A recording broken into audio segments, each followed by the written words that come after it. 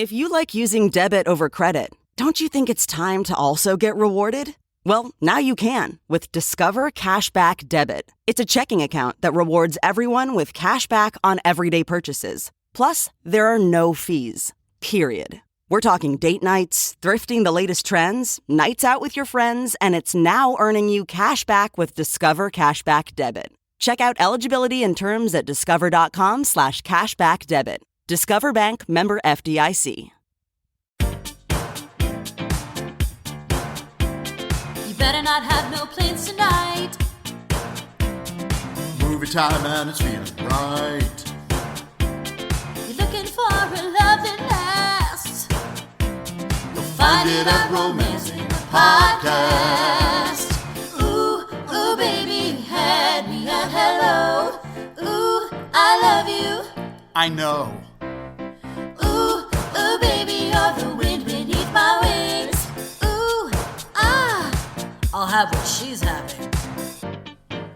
Thank you for tuning into Romancing the Pod. You had us at hello. I'm Paige Wesley. I'm Mikey Randolph. And I'm Todd Schlosser. And this week, I made you guys sit through From Justin to Kelly. Is it my pick next week? No, it's my pick next week because you picked Love, Simon. Oh, that's right. Mikey, we had to move when you picked because you went on vacation for one episode. I'm going to tell you right now, during this episode, I'm going to open The Thing Man and put it together. Oh, is it because I made you watch this movie and to avoid hating me for making you do that, you're going to open the gift that I bought you? There is no avoiding hating you, unfortunately.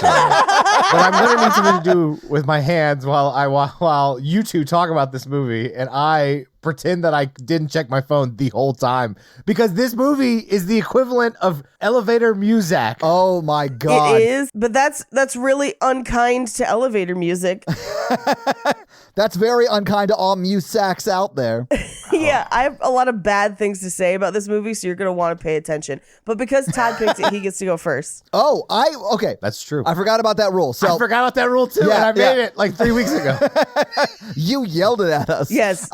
So my interpretation of this movie is I feel like we are watching Simon Cowell's hubris for 82 minutes. And this is why he has never produced another movie. I'm assuming he produced this one because... I mean, yes and no. I'll talk about it. Okay. I'm only saying that because this is very much like American Idol, the movie. But like if you made the two people who are most famous from American Idol be in a stage production of something that they should not be in. Right. They are terrible actors, but they're good singers. Right. But the songs in this are terrible. So it's not like you get good songs and bad acting. You don't get anything from it. You get bad acting and stupid songs. And horrible dresses and the worst makeup on earth. Yes. I mean, it was the fashion of the time though, right? No, it was extreme even for the time. I remember girls in high school having that like brunette hair and then like thick ass streaks of blonde in it like she does.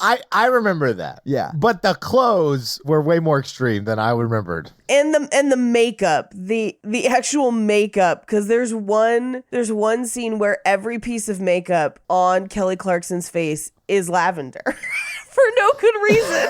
And it's not a color that suits anybody in that application. And no one wears full-on jeans during spring break at the beach that much. Oh, that poor girl is going to have a yeast infection. There was a girl in the final dance number that this movie ends like a Bollywood movie, but like if a Bollywood movie did their endings terribly, which they don't. Like this movie is just a bad version of it.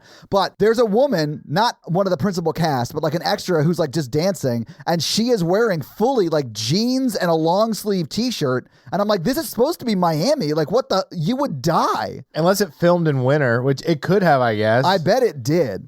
I don't have information on that for fun facts, but I suspected that I think it could have been one of two things. Either it did film in Miami, just not at the height of summer, like in spring, but they filmed the entire thing in like a week and a half and just had everybody stay at one hotel and just like film it. Or alternately, they filmed it in California when the fuck ever, because that's always what it looks like. Yeah. And it could have been that. That's probably true. Maybe. I don't know. Did y'all watch American Idol a lot back in the day?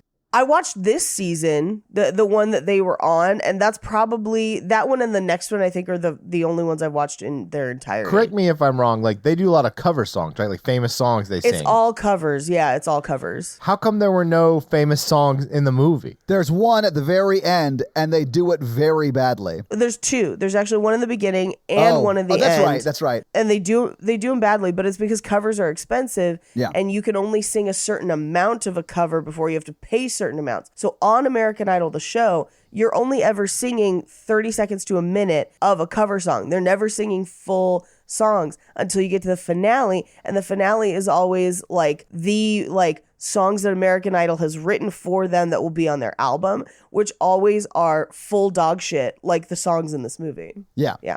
I mean, the best thing you could do on American Idol is get really far but not win. Yes, and I will talk about that more in a bit. I remember the show a lot from, I think before I could drive, this thing was like massively popular, and I just never was invested. Yeah, it was super popular when we were kids. Yeah. Yeah, I mean, this movie came out like 2 years before I got my driver's license. I was like a freshman in high school when this movie came out. No, I'm sorry, a sophomore because it was 2003. Yeah, it was 2003. Yeah. Yeah, but even at the time, I remember being like, this looks like it's going to suck. And so I didn't see it. And then a bunch of my friends saw it, and I was like, was it terrible? And they were like, yeah.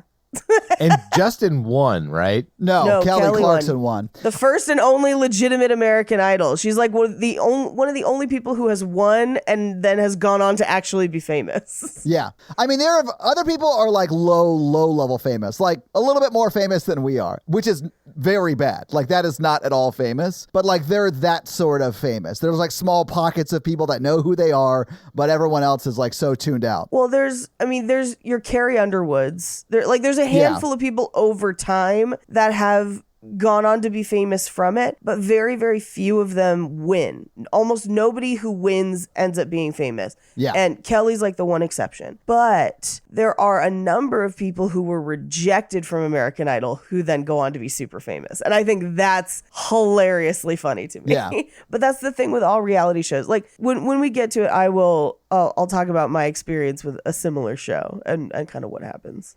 Because I've been through the grinder. All right. Well, cool. Well, Mikey, what did you think about it? Oh, I have never seen a piece of fiction with lower emotional stakes, or I've never seen like a work of art without any emotion whatsoever. Yeah. And it's like almost interesting. It's like I didn't feel anything. It was so bizarre. It's a very strange film. It is a film that no matter how connected you are to your emotions, you feel dead inside watching it. Well, I think part of that's because the acting is so bad. Like, here's the thing. Cards on the table. Kelly Clarkson is probably my favorite American Idol. She's the worst actress in this movie. Yes. And when she just is like singing in a concert or whatever, she has so much emotion and she's so great. And she cannot muster it for this movie. But it's not just her. Like any of the side plots, nothing. Like nobody, there's just no emotional stakes at all. And even their like love story, she's like, at the end, she's like, would you come to visit me sometime? He's like, sure, baby. Which is what you say the last night of spring break, so she'll have sex with you, right? Like,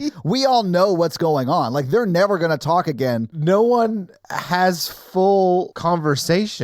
Yeah, they don't. I think because they realized very quickly that the longer the people talked in this movie, the worse it got. But I will say that the country lady, the blonde. You mean the villain of this movie? The hardcore villain of this movie. Is every girl I went to high school and college with. Thank you, Georgia and Mississippi. Yeah. Her name in the movie is Alexa. I recognize her from something else. 20 years later, that girl is posting really positive affirmations about the Roe versus Wade decision and like really wanting prayer back in school. Yeah. And that's the same girl that I went to high school and college with. That's what my Facebook looks like. I'm like, man, that girl was super hot, but she was so mean and heartless. And then now she's like, fuck Still gays. Mean and heartless, but in a different way. And now she's doing exactly what you expect, selling out other women. I texted the state and said that you got the abortion, not me. I know that gays are going to hell. I went to Vacation Bible School. Oh, man. Yeah. But I mean, she is by far the villain of this piece. And the fact that anyone talks to her at the end is insane to me. Like at the very end of this movie, when her and Justin finally get together, it cuts to like the closing Bollywood dance number, and she is there as their friend dancing with them. And I was like, she would be walking home if that happened madness. to me. No. And those kind of groups of girls in college. No, I'm not a girl in college. Wait.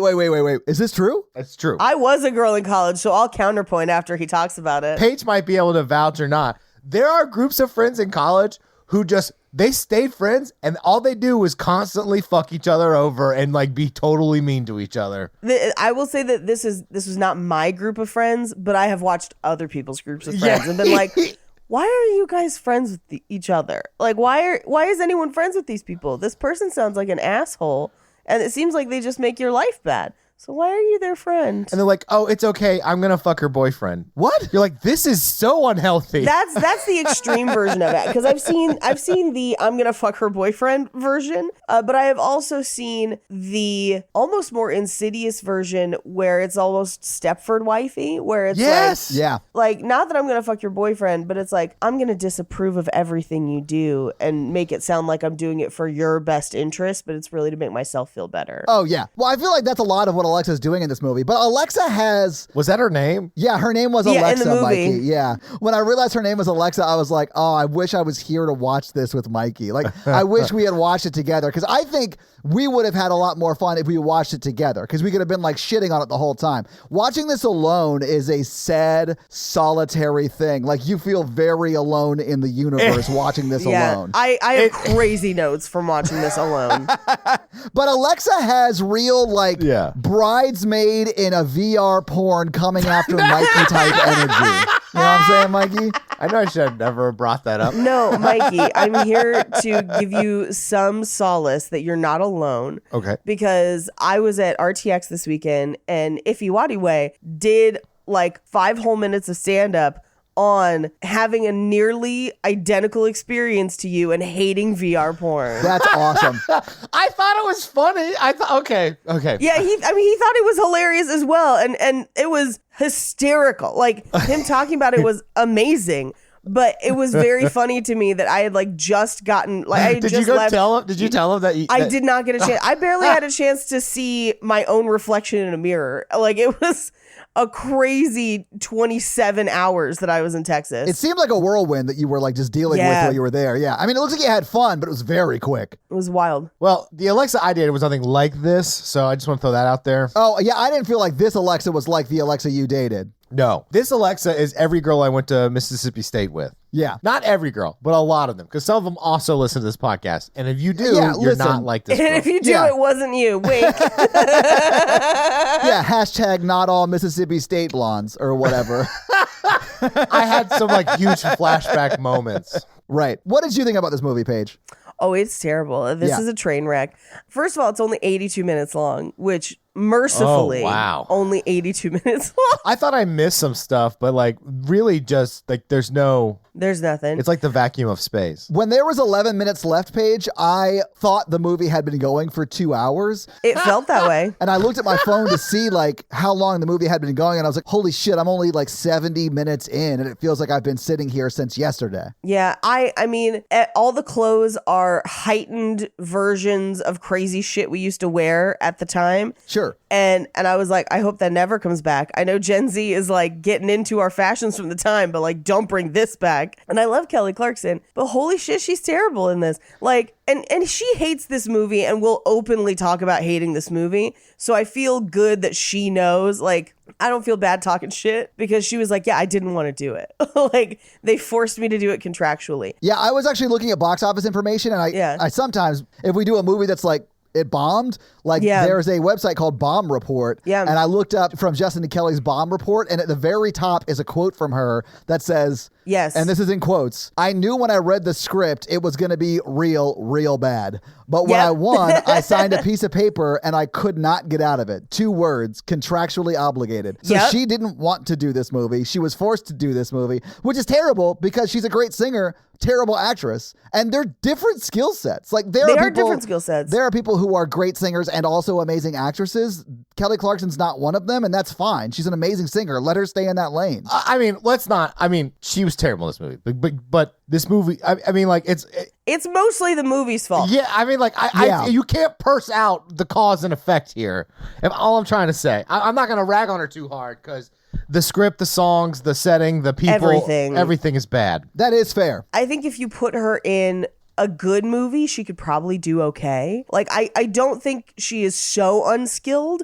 I think what we're seeing is unskilled. And remember, this is like the first thing ever that she's doing. Like, she's just won American Idol. She's brand new. She's doing this. But also, she knows it's going to be bad. She doesn't want to be there. She goes through a lengthy legal fight to try and get out of it. Really? And they don't let her out of it. Oh my God, that's amazing. And so I think what we're seeing is A, maybe not as much acting ability, and B, just fucking spite. And I kind of respect the hell out of it, to be honest. Like, it's kind of great. But this movie is the reason why, if you are represented by anyone, if like you have an agent and you end up on any of those shows, they bring the lawyer to the finale. Oh shit. Yeah. Okay. So like I've behind the scenes intel. So I have been through the producer rounds of America's Got Talent 5 different times. And most of those times I've been with an agent. And the agent I was with had actually successfully gotten like 5 or 6 people to the final rounds of AGT over the years. She's had like 2 or 3 contestants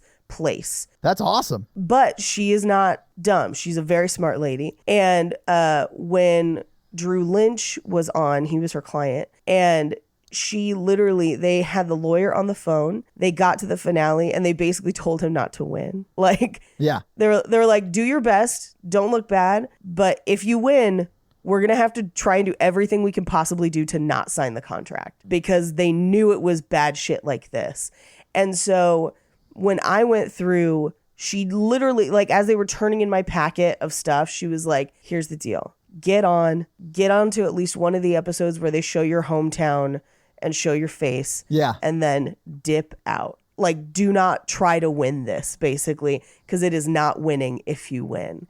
And because they contract you for America's Got Talent, it's like 5 to 10 years, depending on what you sign with them, of like things that you're contractually obligated to do. And it hamstrings your career. Like, you really do not want to win. The fine print is dark. And American Idol was the same way. They had complete contractual control for like 2 to 3 years. And that's when this movie happens.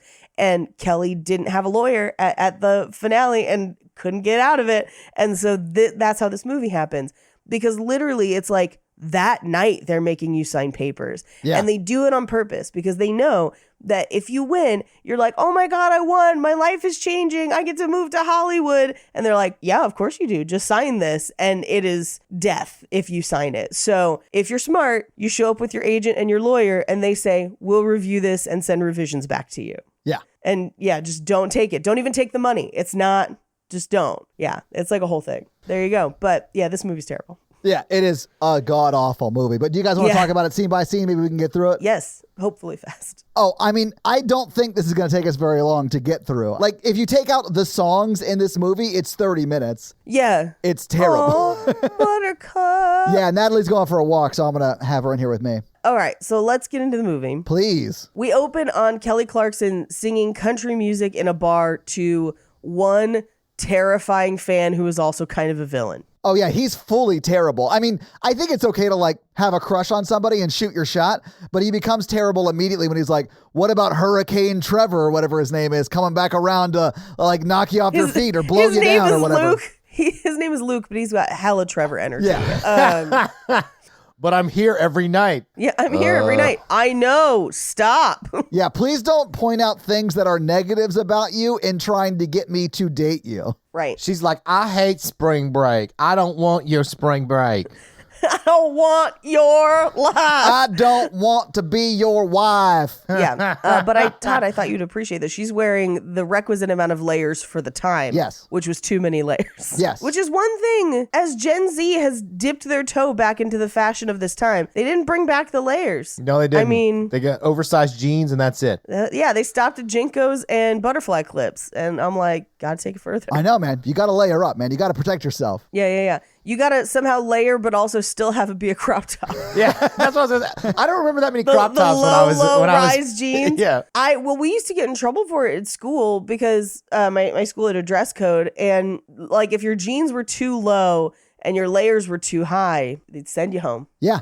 It'd be bad. Yeah. There's one shot in this movie, it's later in the movie, but where Kelly Clarkson is wearing like low-rise jeans and a top that is like, it comes down a little bit longer than her jeans, and it makes her torso look like it's Strange. 3/4 of her body. Well, Kelly Clarkson's not very tall, and she a curvy lady. I love it about her. But the people who were dressing her for this movie and also dressing everyone at the time in the world did not understand that body type. Like, I struggled so hard to find clothes that fit and were flattering and were comfortable in this time, in this era. Yeah. And now that like a bunch of them are back, I'm like, rebuying the things that I wanted to wear as a teenager because now they actually make them in a way that fits. Yeah. But at the time, Kelly didn't have the option. I would just go to the mall, go to American Eagle and Tommy Hilfiger and just be like, I need to buy the clothes that won't let me get bullied. I did not have that option. Nor did I. I did not have that kind of money. So I just got bullied. I actually didn't really get bullied. People at my school were pretty nice. I didn't either. I've always been like a bigger dude. So, I mean, I did get bullied some, but like I would just hit them. Right. See, even if I had the money, there were physically not clothes for me. Yeah, no, it's different because especially the clothes that were popular at their time, like Abercrombie and Fitch and American Eagle and all that stuff, like they were publicly very much like, I don't want our clothes to be on bigger people. So they would on purpose not make bigger clothes, which is to me insane. Like from a like capitalistic standpoint, like why would you not want to sell more clothes? Take my money. Yeah, it just seems dumb to me. But like instead, they were just being like horrible to bigger people. At the time the movie was out, I was on Weight Watchers to try and get into a size 12 so that I could wear all of those clothes. Yeah. Because the only plus size option at the time was Lane Bryant, which was for older ladies. Yeah. So like, good luck. My mom made some of my clothes. And then by the time I could like drive, I guess Old Navy still had some stuff like jeans and stuff that I could wear. Yeah. But by the time I could drive, that's when like Torrid came out. Like my junior or senior year. But it was still new and it was still kind of just like chubby Hot Topic. So like, God help you if you weren't a little touch of the goth, because I guess your dress has skulls on it now. Good luck. Yeah. Figure that out. That's kind of like how it is today. You just gotta lean into the goth at that point. You're like, I guess the cure is. I guess I love Nightmare Before Christmas. So full disclosure, Southwest lost my luggage yesterday. They did find it. I got a call from them this morning. I'm going to go pick it up later. Nice. But I had to go to a big anniversary party for my friends celebrated their 10-year anniversary and renewed their vows and everything. And I didn't have any bras because they were all in my suitcase. Oh, no. And so I had to like go find a bra, and the only place I could find one was Torrid. And I was like, well, maybe I'll see if they have a dress or something here so I can I have stuff to wear. And I was like, nope. You don't want to show up to a ceremony where they're renewing their vows in a skull dress, Paige? Yeah. The only thing there that I was like, I could maybe make this work was a white dress. And I was like, if there's one thing I can't wear to this, yeah, it's a white it's dress. that. Yeah. Anyway, so her friends show up to this bar mid-conversation, which happens so many times in this movie where people just start talking to a character as if they've been there for the previous two sentences. It's so bizarre. Yeah, and you just have to like try to catch up. Well, yeah, because we as the audience weren't there for the beginning of that conversation. Why are you guys not on your airplane flight to the spring break? On your airplane flight to the spring break. Our charter flight went bankrupt and Daddy took my car. And you're like, wait, I'm going to need you to repeat that. Yeah, there's so much unpacking I have to do from that one sentence, and that's what starts off the actual movie. Yeah. What? Yeah, and she bought 23 bikinis. I was like, you're only there for a couple days. And now, granted, I have, in my weird 30-year-old bizarre renaissance, recently purchased way more bikinis than I need, but not 23. No. Like, that's insane. They don't even begin to scratch the surface of wearing that many. I did think it was funny that she told her dad that her therapist's name was Neiman Marcus, and that's why it was showing up on the credit card statement. I was like, oh, that's actually sort of funny, I guess. It is sort of funny, but I like the idea that a rich man would not know the name Neiman Marcus is baffling. I mean, that is true. I am not a rich man and sort of dumb, and I know Neiman Marcus. Okay, so I did not know that. Neiman Marcus So I'm is like glad an we upscale talked department about store. it. Yeah. Yeah, it's a very fancy department store. And if you were a rich man, you would know the name Neiman Marcus because it's rich. God, Like, that song made me hate Gwen Stefani. I'm just gonna be honest with you. That's this time. That's I this time know. period. This is like within a year of this. I know. Gwen Stefani really needs her band, no doubt. That is true. I mean, here's the thing. Don't get me wrong. That solo album, her first one, is actually pretty fun. There's some fun shit on there, but I do prefer her with No Doubt. Yeah, Ain't No Hollaback Girl. Wasn't that on her solo one? That was, and that played at, so I've been to 2 weddings in a week. That's a pretty big banger right essentially. there. And they played it at the first one. And God love my sister's fiance. He has not been to a ton of weddings and he has better musical taste than all of us. And so we're like, ain't no holla back. And he's like, do people like these songs? Like, he's like, I thought we made fun of these songs. And I was like, we did, but it's a wedding. And so they're just going to play the things that we all know how to scream together. Yeah. Now go sit down and drink the free booze while we scream Holla Back Girl and Superman That Hoe. Like, just let us do. God help you if they play all the small things. They did play all the small things. I knew it, Paige. I knew it. You got to be out on the dance floor for the work sucks. I know. Like, This shit is bananas. B-A-N-A-N-A-S. they also played Fergalicious, so you have to spell tasty wrong. It's like the T to the A to the S-T-E-Y, girl, you tasty. Yeah, hit a Fergie. God, I never listened to a Black Eyed Peas song and thought to myself, this is good for society. No, but it's great for weddings, and that's what's important. And what's good for weddings is good for society, Todd. No, it's definitely not, but it is good for weddings. I mean, that's the only time you'll find me dancing to the Black Eyed Peas, and I definitely will dance the Black Eyed Peas at a wedding. Like, Yeah, and Yeah. just L'chaim in the middle of it. Yeah. for no reason. They know their market. It's weddings. That's their only market. Yeah. Anyway, so they essentially convince Kelly Clarkson to drive with them or to drive them to spring break so they can all go. Yeah. One of her friend, and I didn't learn anybody's names. It's like Alexa, Kelly, and then Kira, I think is the other friend. Kai is the other friend. I didn't learn anyone's names except Justin and Kelly. And because they're in the title, and they're their actual names. But yeah, it's Kaya. K-A-Y-A. Kaya. Yeah. Kaya has tattoo sleeves on her shirts. I know. In this scene, I don't know if you remember those, but I was like, I do. A relic from the past. At first I was like, oh damn, she's got 2 sleeves? That's like really edgy for 2003. And then the next scene she was like wearing a different shirt and I was like, oh, it was one of those shirts that people had. Yes. Okay. Cool. Cool. Forgot about those. So we jump into the credits. Over the credits is a cover of the Go-Go's Vacation, sung by Yes. Kelly Clarkson, which this is the one song that I was like, oh, this is a good cover. I would listen to this. Well, because it's virtually the same song. It's just Kelly Clarkson singing it, and she's a great singer. Yeah, it's just Kelly Clarkson. Yeah. I didn't like any of the songs. I mean, the credits were way too long. Like, they were 3 minutes or whatever. They were also full, like, I was baffled at how low rent these credits are because it is stock beach footage with someone just like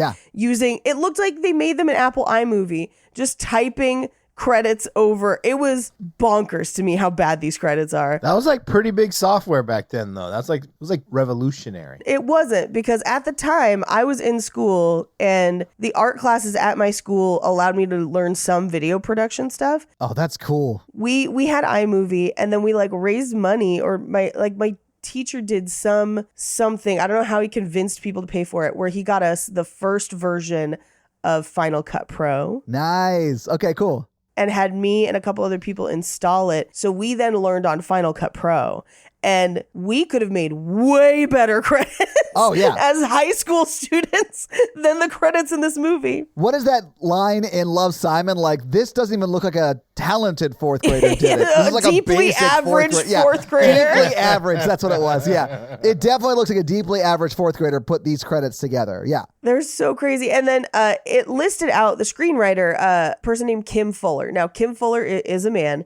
And I was like, what else did he write? He wrote Spice World. Oh, Spice shit. Up Your Life. Spice World. And he also wrote writes a lot of TV stuff, but he wrote almost the entirety of S Club 7 for TV. I don't know if you might be slightly too old for S Club. Ain't no party like an S Club party. Show you how. Everybody get down tonight. It's basically just 7 hot British people trying to live in an apartment. Just one apartment? No, it was like a music. So they were a music group from the UK. Okay. And I'm sure they had a UK show as well, but the one that was here in the States was literally them constantly being poor, working menial jobs, and like, you know, switcheroo, who's in love with who's meeting people, it's basically this movie, but better and in an episodic version. And then throughout the TV show, they would sing their own songs because they already had a catalog of like 2 or 3 albums. Oh, cool. And so they would sing their songs through the movie or through the show and like introduce new songs. That sounds very Flight of the Conchords to me. It's the pop tween version of Flight of the Conchords, because Flight of the Conchords does it perfectly and does it really well. This did not. Like, I'm sure if we went back and watched it, it would not hold up. But my sister and I used to watch S Club 7 all the time because it was on like Saturday mornings or something like that. But that's S Club 7. So he also was responsible for that. Basically, if you go through his IMDb, it's like a who's who of stuff like this. And Simon Cowell, I think, also had his fingers in S Club a bit. So like, I think he probably was a producing partner with Simon. That wouldn't surprise me. Yeah. But he's written a bunch of like comedy shows, but comedy, like award shows or documentaries or whatever. Like he did the Red Nose Society thing from like 5 years ago. Okay. So he's still working. He's just not doing stuff like this. But at this point in his career, he was doing aggressively all of this. Like anything like this movie that came out at the time, he probably wrote, including Spice World. One of my best friends loves the Spice Girls and by extension, Spice World. Spice World is a crazy movie. It's not really a romantic comedy, so I don't think we can justify doing it. No. I would argue it's better than this, but only because the Spice Girls have so much natural charisma as a group. Yeah. Because the movie itself is terrible. Like, it makes no sense. Yeah, I always struggle to find, like, where does it fit into the Dune, like, Arrakis saga? Like, Right. is it a prequel? Like, where does Right. it fit in? Well, fun fact, the pigtails on Baby Spice's head are actually dead sandworms that she has attached there. So that's like the only hint to it. It's very, very subtle. Yeah. It's kind of like Thor Ragnarok, in which it's like part of the universe, but it definitely kind of like took it and made it its own thing. I'm excited for new Thor, though. That's going to be fucking rad. I saw a trailer for it yesterday when I went to see the new Top Gun movie, and it does look pretty good. How's the new Top Gun? I loved it. Although it's not really, good. it is Yeah? what you would expect a Top Gun sequel to be. Like, it's everything you want a Top Gun sequel to be, and it's nothing that it shouldn't be. I'm lukewarm on the original Top Gun. Like, I know it's good. I just don't care about it that much. You know, I'm just like, it's fine. I know it's a good movie. It's just not a movie that touches me personally. Hot take. Sure. Days of Thunder is better than Top Gun. Mikey, that is the smartest thing you've ever said. Thank you. Cole Trickham is a character who should go down in history. Cole Trickle, yes, is. Whatever. It's not Trickham. He's not a magician. I'm sorry, I haven't watched it recently. It's I not haven't Pokemon. either. It's not Ash Ketchum. But I should. Oh, honestly, Mikey, it is a rom-com I mean, Not it is a really. romance. He falls in love with the spinal surgeon. with his wife at the time. No, they met on set, I thought. Oh, I thought they met on Far and Away. No, Far and Away they did after. Oh, okay. So I just have it mixed up. So, okay, that makes sense. we should watch Far and Away. Oh, I love Far and Away. Watching a 5'4" Tom Cruise box like old school is so funny to me. They had to find like beefy dudes that were like around his size, and that's hilarious. Just create like a whole thing of apple boxes. Yeah. Side conversation. Tom Cruise, I mean, there's no argument that he is weird Yes. and like has a lot of things in his life that bring him down. But Yes. his charisma like still makes him successful. Yeah. So like what would peak Tom Cruise look like if he was still this charismatic without any sort of personal weirdness? You mean if he was fully clear at his operating Thetan level 8? Like if Tom Cruise had never been seduced into Scientology, Yeah.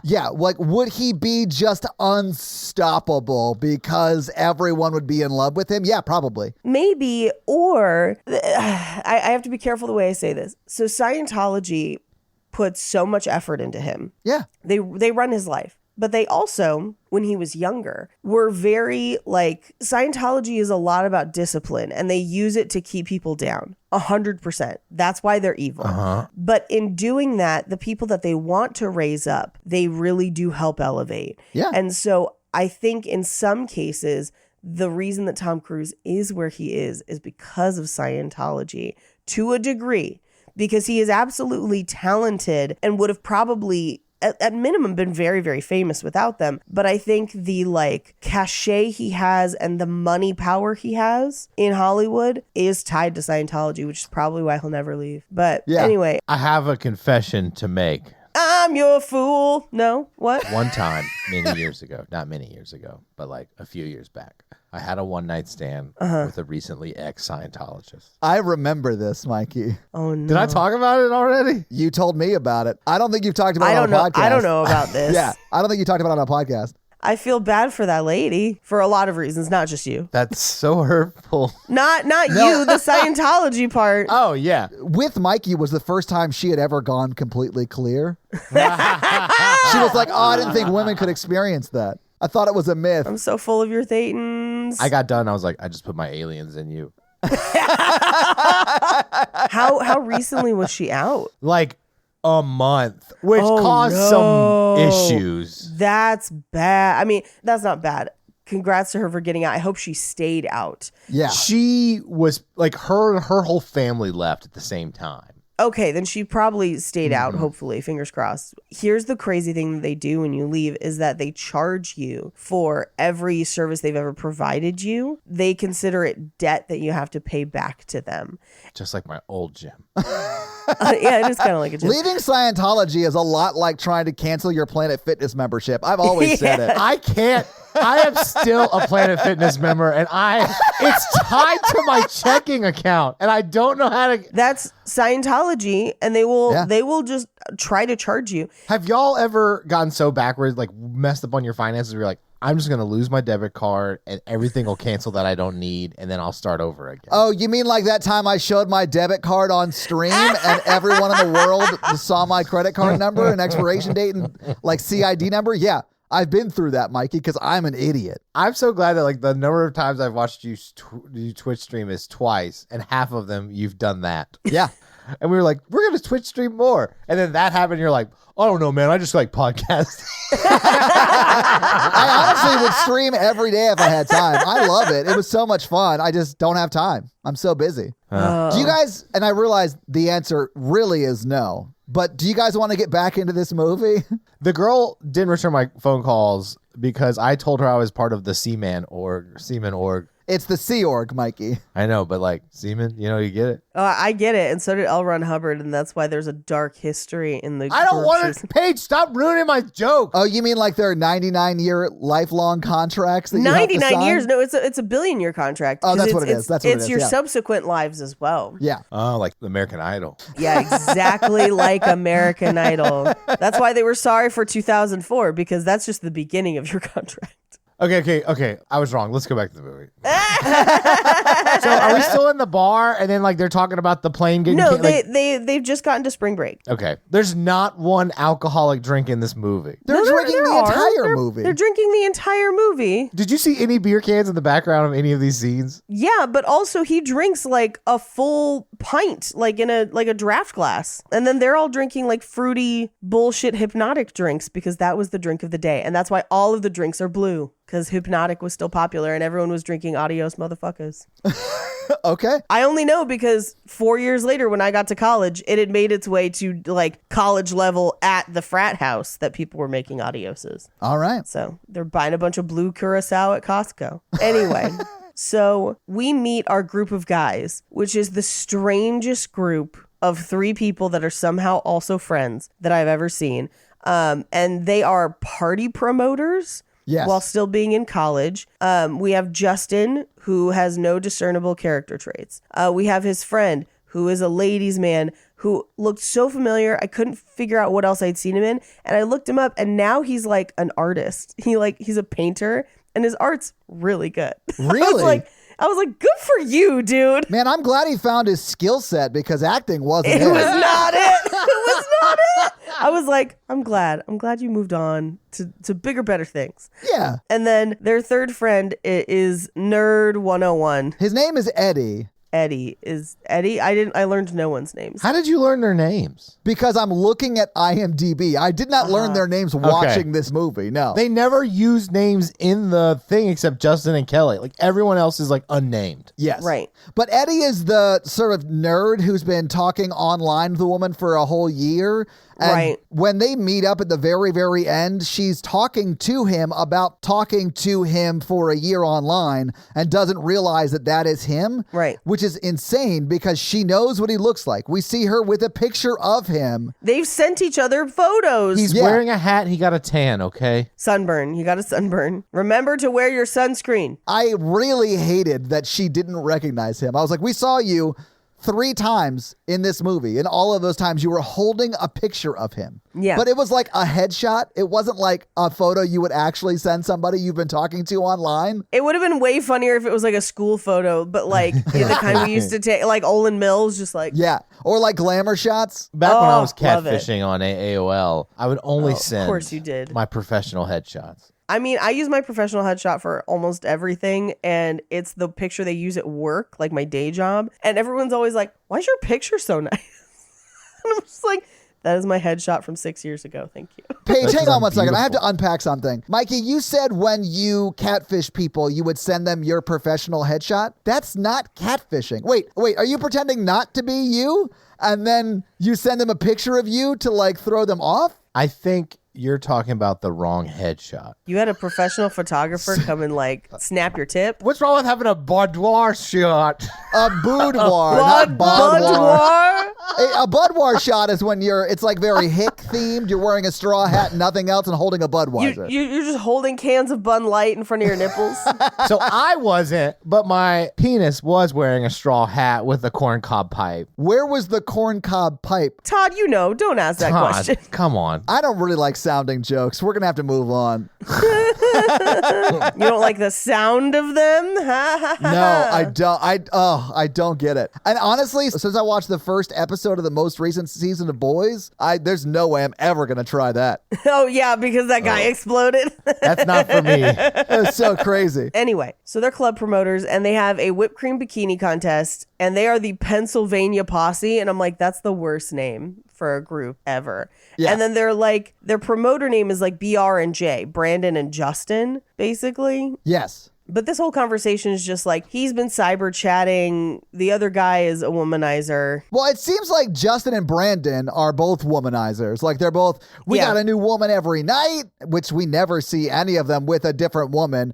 And Elliot is very much like, well, I just want to be committed to one woman that I've only talked to online, which Right. is fine. But like it was 2003 and online dating was more like fodder for jokes back then. Yeah. My headcanon is that these were theater kids on spring break saying like, oh yeah, just like back home, we hook up every night. And I'm like, okay. Yeah, the person I hook up with is from Canada. You don't know her. We met at song and dance camp. Song and dance camp. Anyway, so they then make their way to what I think is supposed to be like the MTV main stage for spring break, because that's like where you would go. Except this is the smallest spring break ever. I was There's gonna like say that, 40 yeah. people in attendance. I was watching it and I was like, there were more people at our cult podcast panel at RTX yesterday than there are in this scene as extras.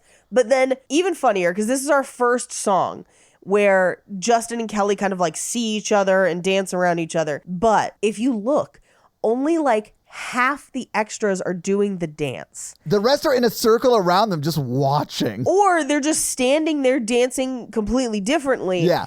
And I was wrecking my head. I was like, this is a musical. Why isn't everybody doing the dance? Like, what's wrong? And I realized, I was like, they could probably only afford to teach so many people the dance. And that's who's dancing. Yeah. And then everyone else is just an extra. That's not true, Paige, because in the Super Mario Brothers movie, Wow.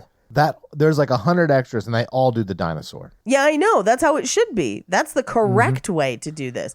That's the only musical movie I like. Mikey, I believe they walk the dinosaur, right? Everybody walk the dinosaur. Yeah. They taught the Goombas to dance. They taught the did. people to dance. Yeah. It's a great uniter. In She's All That, where they had that one musical number at the end hosted by Usher, Yeah. where he's like, split the Red Sea, and everyone knows the dance. Yeah. I was expecting that, where suddenly everyone knows it and everyone's doing the dance. No, this is half ass. Which I think is disturbing because it means that in this universe, the musical moments are actually happening, right? Right. It's not like some fever dream inside someone's head or whatever. Which is worse for the rest of the movie and the way they treat music in the rest of the movie. I completely agree, but it's weird to me that like they had to then teach, like in the realm of this movie, they would have had to teach those people this dance, Right. And that is wild to me. You know, it's hard for me to suspend my disbelief around that when half the people are just like, "What the fuck is happening? What is happening? What Why is are this weird flash mobs mob? a thing?" Yeah, Why are they all using the same beach towel as capes? Because there's a lot of beach towel caping. Although my favorite beach towel dance is when they had They literally, the girls like, between the pull the legs and they have girls like yeah. hammock the girl. They're like flipping them around like flapjacks. That was pretty cool. yeah. I wish I was in this movie like how I was in spring break in college. So Just passed out next to them. I know I didn't pass out, but I got very obnoxiously drunk a lot. Not all the time, but like I definitely would be throwing up while people were dancing around me. That would be And, like, hilarious. you would just see one guy with like a funnel from like the top floor of the hotel balcony, and I'd be like, "That." And the amount of how many times was the phrase whipped cream bikini used in this film? 57,000. Like so many. It may be a full 1/10 of the script. I think it was the original title of the film. I think it's hilarious when we actually see those whipped cream bikinis. They are fully just like bikinis that look more like clouds than whipped cream. Like they are there's clearly just so wearing a much. garment that's supposed Yes. to look like whipped cream. It's so funny. Right. They had a good opportunity to make an NC-17 musical here. They're not remaking The Wicker Man here, Mikey. Yeah, right. I mean, Not Another Teen Movie was already out where Chris Evans, Captain America, does like a whipped cream situation. They could have done that. That movie is a perfect film. I do love Not Another Teen Movie. I've never seen it. You've never seen it? No, I would love to though. I never got around to seeing it. It's a rom-com. I think it came out in high school. It was the perfect parody of like high school rom-coms of that era. Not Another Teen Movie. You see, here's the thing. It's like some of the movies like that got terrible and they weren't as good. But Not Another Teen Movie is like one of the first ones where they like are really trying and they kind of make a hilariously good movie on its own that is also really great at parodying all of the other movies it's supposed to make fun of. Like Hot Shots. Hot Shots. Yeah, that's a good movie. Controversial statement. Hot Shots is better than Top Gun. Honestly, Paige, I might agree with you on that. When he throws his dad's actual eyes into the ocean. Oh my lost God. shit.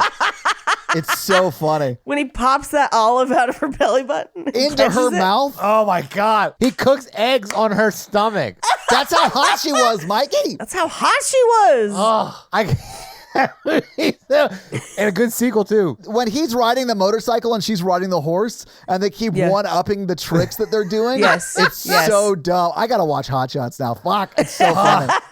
The sequel page is Hot Shots Part 2, and it just does Rambo parodies at that point. Oh, okay. That might be worth it. But yeah, Not Another Teen Movie. I almost want to show just the whipped cream scene to Todd so he can know what we're talking I've about. seen that. Well, I've seen the reveal at least because it's a reaction gif on Twitter I see all the time. Oh, yeah. Well, it's the reaction gift, but usually it doesn't include the second half. Anyway, so towel capes, terrible music, one of the worst dubs ever because it's clearly ADR'd, but they Yes. cannot even lip sync their songs. Everything in this movie is bad. Anytime people sung, I checked my phone. I'm sorry. I You didn't missed nothing, Mikey. You missed nothing. I will say he missed nothing, Paige, but he also missed 60% of this movie. Yeah, exactly. I know. When we started recording, I was like, should I own up to the fact that I just watched that film and I feel like I didn't watch it at all? Well, here's the thing. Normally in a musical, when a song is happening, they've blocked things out so that there's action happening at the time. Either people are dancing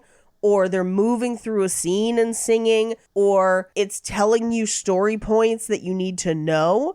And this movie does none of them. There are 3 different songs that are just duets between Justin and Kelly where they are just singing 2 feet away from each other, looking in different directions. Yeah. No other blocking, no other anything. It is literally like you could completely check out and miss nothing. Miss absolutely nothing. Paige, they're falling in love, quote unquote, date when he takes her on the boat. They are Yeah. singing to each other, quote unquote, but she is fully 7 feet away from him at the front of the boat, looking off away from him, and he's driving the boat, and they're singing a duet together. Like, it seemed like he was the help, and she was having like some psychotic dream where she was singing to somebody.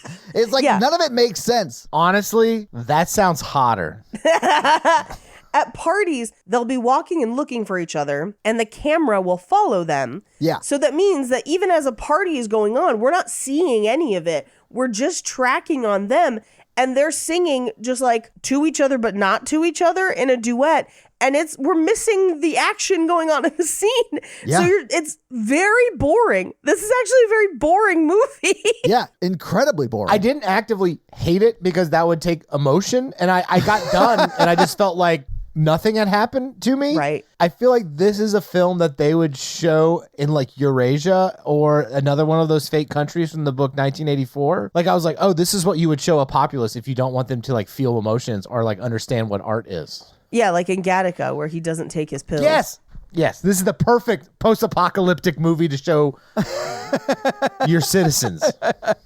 Yeah, I mean, I do feel like this is what they play in North Korea to make the North Koreans be like, we shouldn't go to America. It's a terrible place. It's a terrible place. Yeah. It made me long for Barb and Star go to Vista Del Mar, a similar beach musical that's so fun. Yeah, absolutely, Paige. It's a great version of this movie. Yeah. Yep. Anyway, so after the dance, he moons the girls, their friend who's the womanizer friend. Yeah, but why does he do that, Paige? Why does he, at the end of his little shitty rap that he does, feel like he needs to take his ass out? Like, it's not even at all related to what he's saying. This is the early 2000s. That was like what guys did. I remember distinctly at the time many people mooning people back then. It does sort of feel like a high school thing to do. Yeah, it's just not going to get you a date. No offense, unless you've got an amazing butt. Well, you've only got 3 more days, and I That's do true. have an amazing butt. Thank you. I've never seen Mikey be more confident than when he just said that. It's like, no, my butt's awesome. All right. So a cop comes up and writes him a ticket. Oh, you mean Brandon's love interest in this movie? Yes. So dumb. They go to their motel where I love that the guy shows him the room and he's like, no smoking, no drinking, no girls. And it's like, No girls? What are you talking about? This is spring break, you idiot. Yeah. You know what's going on here. right. And then Eddie is like, do you think they have high-speed internet? And it's wild because they're all having a conversation about Kelly and how there's this one girl, she's super special, even though they literally didn't meet. They just locked eyes. They sort of danced around each other. They danced near each other. That's it. Yeah, that's it. But Eddie is like wandering around the room looking for the internet connection and pulls out the Ethernet cord that's plugged into the phone line. And he's just like, this phone doesn't even have buttons. How am I going to connect? And I'm like, whoever wrote this does not understand the internet at all. Like, I think they thought it was like the net where you could call in from a phone.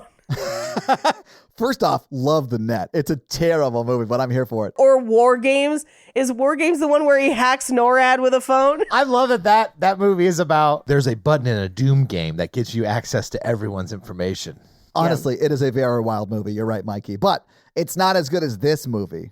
No, this movie is possibly the worst movie I've ever seen with my eyes. I can recount more of the plot of The Net from never seeing it since the 90s than I can this movie that I watched an hour ago. Yeah.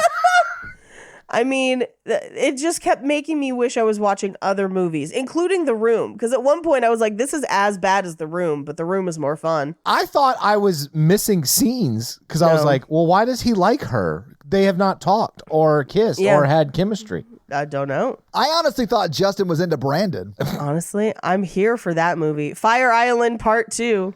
Justin's parents need to give him like better texting rates on his phone because like you should be able to spell out your name and not worry about Oh my Lord. The abbreviations in the text. It was as bad. It's worse than the one in Scott Pilgrim with the like, OMFG, young Neil, you're so hot, with like a bunch of T's. Because it's like not even spelling words. It's just like letter, love, exclamation. And I'm like, I can barely read this. And I texted with a Nokia brick phone at the time. I did too. And I spelled stuff out. Same. I got real fast at it. I had the same exact phone as Brandon, and I actually had the same phone case too, which was blowing my mind. Because at one point he had like the Hawaiian flower phone case. I was like, oh, I had that phone case. Although that doesn't surprise me too much because at the time in 2003, there were like 8 types of cell phones and probably 2 types of cases that go with each of those cell phones. Well, first off, that was the best cell phone at the time. Yeah, the Nokia brick. You can play Snake on it, but also Yeah. they had like hundreds of thousands of cases. And for her to have the same case, that's a big deal. Sure. Yeah, it's fate or whatever. It is fate. It's because appropriating Hawaiian stuff was super cool at the time. And there's not enough puka shells in this movie to prove it. There's not enough puka shells for spring break. There's not enough puking people. There's not enough. I mean, like, this is not real spring break. I mean, it's not. This is an American Idol version of Spring Break. They filmed in December. The first spring break I went on, I got back and I was like, I feel like I wasn't a good person on that trip and I did not like it. Wait, did you actually go to like spring break with like groups of friends in college like this? Yeah. Oh, wild. I never did that. I never had any desire. You never had 12 college kids sharing like a 2-bedroom condo? No. It's the worst. Yeah, it never sounded like a good time to me. I don't even know if I was invited. I can't remember, but I would not have gone if I was invited. It seems terrible. And it's not like I did anything bad. It's just like a week of binge drinking. Yeah. Yeah. And like by day 3, I was like, my soul hurts. Yeah. I went with a group of people and it was like mixed.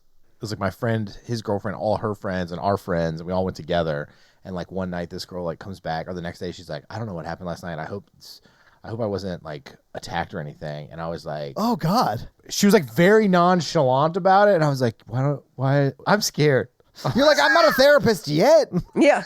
Are you from the future? I was like, oh my God, maybe you should take it easy today. Yeah. No, we gotta go out there, hit it hard. I was like, what's wrong with everyone? Did you ever go back, Mikey? Did you only do it once? No, I did it like 4 times. I went to Mardi Gras twice as well, which Oh was my God. also. I like how I just asked Mikey, did you learn from your mistakes? He's like, no, I absolutely did not learn from my mistake. Yeah, younger Mikey was much more easily peer pressured. And then like every once in a while I'll just be like, I'm staying in my dorm today. And people be like, he's got such a weird attitude sometimes. And I'm just like, ugh. I'm sure that's how people thought I was, but I didn't drink. Like when I would get invited, I did get invited to go to Mardi Gras 2 times, and I never went because there's nothing for me there. Like I don't drink. I don't want to hang out with 1,000 other people on a crowded street. It seems terrible. Yeah. It's hot. Yeah, none of that seems fun. Like I went to Pride 2 weeks ago here, and it was awesome, but it was so hot outside, and there were so many people there. So like it was fun, but like I wouldn't want to do that every day. Like for spring break, do that 7 days in a row. That seems terrible. Well, you're on a beach. Like a beach is better. You can swim and stuff. Yeah, see, I don't like the beach. Yeah, I'm not a big beach Or person. a pool. I'm a big pool party guy. I get down Yeah, with the pool would be more fun. Yeah. Yeah. I am scared of the beach because we just watched Jaws 3D, and I'm scared that that's going to happen next time I go to a landlocked water park. Don't worry, it'll be super slow. You'll get a chance to run away for a long time. I have straight up been drunk in ocean and seen a shark swim near me, and I ran out with a drink in hand. And I was Oh my God. I love that your first reaction was, I got to save this drink. no, Yeah. I mean, it was in my hand. I'm not. And then my mom and brothers were like, what are you doing? I'm like, there's a shark. I left them in there. Meanwhile, it's just a dolphin and Mikey's just fully shit-faced. Like, Yeah. It's just a boogie board that floated too close to you. Getting shit-faced and swimming with dolphins is on my bucket list. You got to go to Hawaii for that. yeah, bro. That's where they get the dolphin shit-faced to swim with you. There are hotels that offer it specifically. Man, drinking with dolphins. That's the only thing I've ever thought that Aquaman would do that would be cool. So we basically get a glimpse of the girls and their hotel, which is much nicer, and that they want to get into the best parties and meet the hottest guys. So we cut to essentially a BR&J party, I guess, where it's like a pre-party where people are trying to get wristbands to get into like the next party. It's this whole thing. And there's like a tap dancer and a break dancer. I thought that was so funny. Oh, this party's got everything from A tap tap dancing dancer, a to break dancer. I'm like, where are the girls? and the alcohol.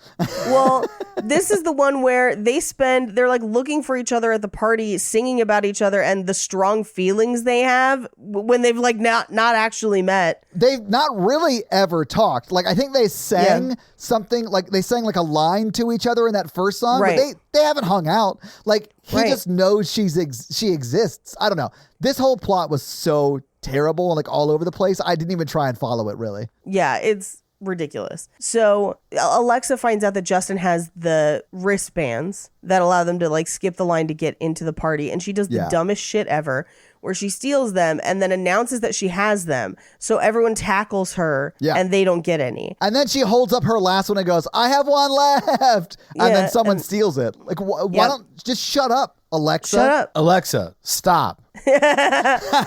Alexa, buy more wristbands. We're going to get so many angry emails from people who are like, my Amazon bought a shitload of armbands because of you guys. Alexa, give me directions to spring break. Alexa, play Vacation by the Go-Go's. So he goes and hides in the bathroom to escape all the girls. And Kelly's in there and she's like, hi, my name's Kelly for short. And I was like, short for what? Like, Kelly's the whole name. Oh, it's because he had said, hey, strange lady that's hanging out in the bathroom or whatever. And it's supposed to be like a play on that, but it's not a good joke. No, like, it does not land at all. I had to rewind it and watch it again because I was like, I don't understand what the fuck is happening here. And then when I realized that was what it was, I was like, oh, what's happening here is terrible writing. The only joke that lands is when somebody calls Justin Sideshow Bob. Yes. I laughed That so actually hard. does land quite well. But because his hair is very like curly and frizzy, you know? And he's also obsessed with someone. And Sideshow Bob is also an excellent singer. So it all adds up. The captain of the Pinafore. I love it so much. Anyway, she helps him get out the window. And then she writes her number on a paper towel with lipstick, which, by the way, would have smudged regardless of whether or not it fell in the puddle. But then she throws it and it falls in a puddle. So he doesn't have her number. She throws it directly in the puddle and he like grabs it, sees that the number like sort of washed out enough that you can't make out what it is. But then they have an exchange from her looking out the window and you're like, just tell her you can't read it and she'll give it to you again. That's it. I was so... Kelly, I can't read. I never learned to read lipstick. We're like over halfway through this movie already.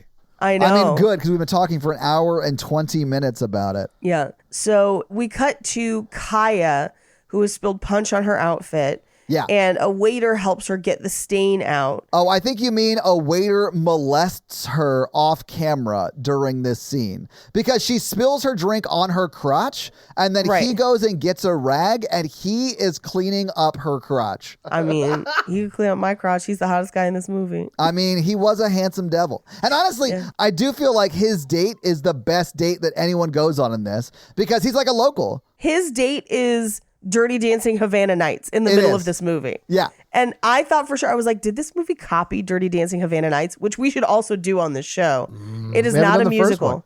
We have to do the original, yeah. We have to do the original for sure. But Dirty Dancing Havana Nights has very similar salsa dancing scenes with way more chemistry. Oh, yeah. And I was like, were they copying this? But Dirty Dancing Havana Nights actually came out the next year. I looked it up. Oh, wow. I will say that I do think Kaya and the guy, whose name I can't remember, have Carlos. the most... Yeah, Carlos, have the most chemistry in this at a whopping 0 chemistry. Everyone else has negative chemistry. Yeah, and I do think he's definitely the most attractive man in this movie. However, his facial hair does not suit his face, but it was popular for the time. Yes. I had a goatee shortly after this time period, and I am forever ashamed of it. Yeah, we all are. So we cut to a cabana where Alexa sits down next to Justin, and Justin's like, hey, I need Kelly's number because like she said she gave it to me, but I lost it. And Alexa's like, why would you be interested in Kelly? When you can have this. You can have all this and a side of chips. The chips are delicious. Chips are delicious. So she gives him her number, but says that it's Kelly's. Yeah, exactly. Which is a huge dick move. Oh, crazy. But then we see the first text from Justin, which is the I owe you a burger text, which is like I space O space U space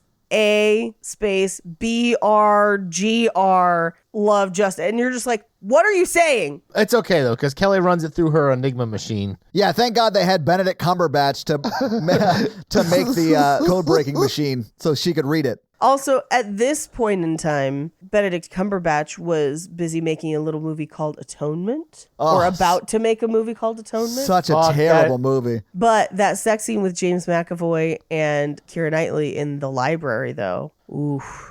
That's my favorite version of Clue. It was James McAvoy in the library with his dick. Oh, man, that gorgeous green dress. Anyway. Well, green and with little white spots on it. Aftermath, you know. Aftermath. So Alexa's a villain. And we cut to later where Kelly's like, I don't know why Justin hasn't called me. Like, I gave him the number and whatever. And Alexa's like, I don't know. Maybe you should start looking at other guys. Like, because I'm a villain. Kaya comes back to the waiter and gives him her number. And he's like, I think the college dudes are more your speed. And she's like, no, you're more my speed. And he's like, all right, let's have Dirty Dancing Havana Nights in the middle of this movie. And so they go salsa dancing. They do. I do like how when she's giving him her number, he's like, maybe you should hang out with like people who are like more into partying and like the college scene that you're like clearly in. And she's like, no, but I'm super into you. And he goes, all right, well, I'm free tonight. Let's do this. Like, it turns on its head. I was like, what is happening? Okay. Because he's a 40-year-old man who's like, oh, He okay, is, this spring yeah. break chick wants to hang out. I mean, I don't think he's that old. He conservatively looks early 30s at least. Yeah. But I mean, she's probably 21, 22. Yeah. Yeah. She's definitely legal. Yeah, she's legal. She's legal. She's at least legal. Yeah, I don't think he's like doing anything bad, technically, but like, Oh, y'all hate me when I do this, but you're going to have to defend this guy? well, you're not in your early 30s, and Oh, Yeah. wow. Yeah, you old. Have either of you been salsa dancing like this? yes, Yeah, I took a 20-year-old last week. Mikey. That's a joke. That's a joke. See, this is hypocritical. it's not hypocritical. Mikey, you should not date someone who's 20 years old. She got me fired from my restaurant job. That was his fault. I will say that. He invited his like not girlfriend, but this girl he's seeing to like behind like the scenes at his like restaurant job. Yeah, like, just to stand around while he works. and distract him. Like he should have gotten fired. Like that's his fault. Yeah, you can only do that if you're working at a tropical sun. Or any retail store. Anyway, so we cut to Justin and his friends, and he's like, I don't know why Kelly hasn't texted me back. She's blowing me off. Meanwhile, Alexa's phone is going off nonstop, and it's Justin trying to meet up with Kelly. So she doesn't tell Kelly any of this because she's a villain, and she has entered Kelly into the whipped cream bikini contest to try and get her out of her comfort zone. And that's when Kelly realizes that Justin is one of the judges. Get naked in front of strangers. You need to get out of your comfort zone. When they take her to the bikini contest or whatever, the whipped cream bikini contest, like they push her into two big like bouncer dudes' arms and they pick her up and carry her to the stage under protest. I was like, what? She clearly doesn't want to participate. You can't make someone get naked and spray whipped cream on themselves. I've tried. This is Spring Break 02, so we've come a long way as a society. Oh, Yeah. Mikey, what was spring break like? Oh, I guess you went spring break after this. Like you weren't there in 02. Yeah, I was in there in 03. I'm just telling you that is not a place I would, if I had children, I would want them to go. Spring break? Of course not. Yeah, that's terrible. There's nothing going on at spring break that anybody needs. I mean, I like whipped cream though. I don't need it. I don't need it in bikini form. Just in general. I was once at a Sweet Cece's with a friend of mine. It's a frozen yogurt place, Paige. Okay, thank you. I was like, no, I have no idea what you're fucking talking about. It's a local frozen yogurt store. No, they have them in San Diego too. Do Yeah, they? I've Yeah. never seen one. So it's like a frozen yogurt place, right? But they weigh it before you pay. Like you pay based on weight. Yeah, like a pink berry. It's just like a pink berry. Yeah. So like instead of I was standing in line with my friend Jeff and I like picked up the whipped cream and I was like, whipped cream's super light. And I put a little bit on mine and then put it down. And the lady in front of us was like, oh yeah, it is. And then she proceeded to pour the whole can of whipped cream on top of her already piled on ice cream. I was like, all right. And I feel like I had like given this woman a whipped cream loophole. I'm sorry, did you just say whipped cream loophole? Loophole, not lube No, hole. I heard lube hole. Oh, God. Let me clarify, because I may have said lube hole. I don't think she got all that whipped cream to lube any holes. Did you find the pink berry? I think she took it home and like scooped it into her freezer. Mikey, you might be right. If she needed the whipped cream lube hole, it might have been for her pinkberry. Yeah. Or her yogurt land. Y'all remember Go-Gurt? Yeah. Yeah, they still make it. I don't really like what Go-Gurt's teaching people. It's not for me. Teaching people? What is it teaching people? Well, you take this tube of gross liquid and you squirt it into your mouth. You don't like that people are learning that? Oh, no. I like that people are learning it. I don't like learning it. Oh, you're weird. I do not have it.